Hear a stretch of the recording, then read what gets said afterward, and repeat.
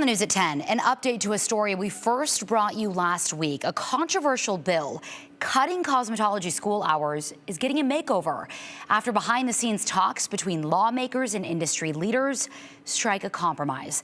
Aspen Shumper joins us in studio. And Aspen, you've been following this really since the get-go. Some lawmakers did a 180 on it. Right, Morgan. It took several closed-door conversations and cosmetologists not giving up on the fight to bring lawmakers back to the table. 547 is dead.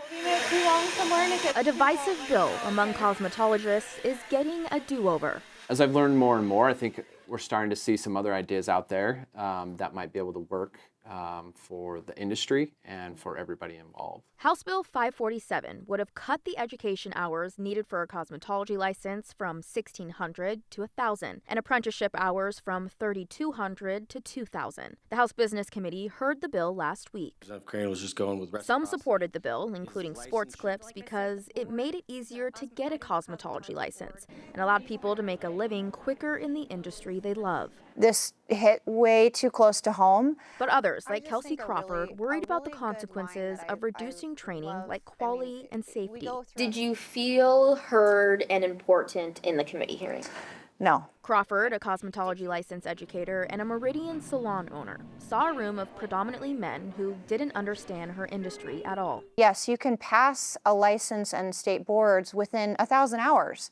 You will lack skill and you will lack confidence. Representative Brent Crane co-chairs the House Business Committee and questioned Crawford after she testified against the bill. I'm really struggling, to be candid, why this even needs to be licensed.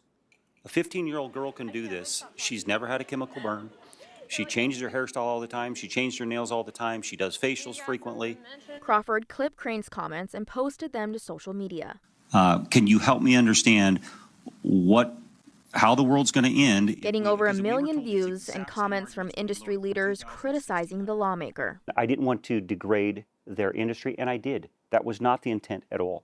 So for that, I apologize and I'm sorry. He says with the short time they have in committee, it's difficult to fully understand an issue. It was the conversations after the debate that swayed my position on the issue. Crane says it took Crawford and others calling him and stopping him in the State House hallways, telling him why the industry needs stringent licensing, highlighting safety, sanitation, and training. I knew within the first 2 minutes of our conversation that we were going to be okay and that we were going to be able to get something that we could move forward. We don't have an association.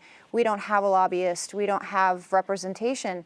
So a few of us bold spirits, I guess you could say, tried to bridge the gap. For the last week, the bill sponsor, Representative Jeff Ehlers, Crane, Crawford, and representatives from Sports Clips have been meeting to come up with a compromise. That bill is not going to move unless there's significant changes to that bill. Without sharing the exact details because the new bill structure hasn't been finalized, Ehlers says they're looking at making it easier for cosmetologists from other states to bring their licenses to Idaho and possibly creating a tiered license where someone could get certified in a specific skill without completing the full program. There's varying degrees of opinions on where to go with this.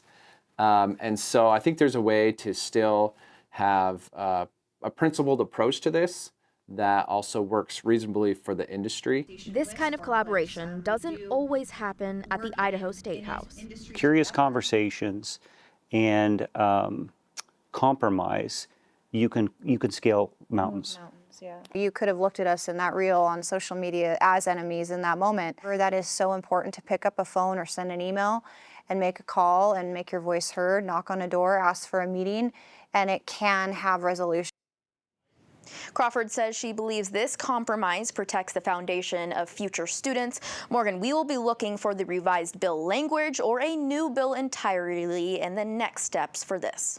This just goes to show how powerful public feedback can be, and certainly a humbling experience for Crane. Aspen, thank you for that update.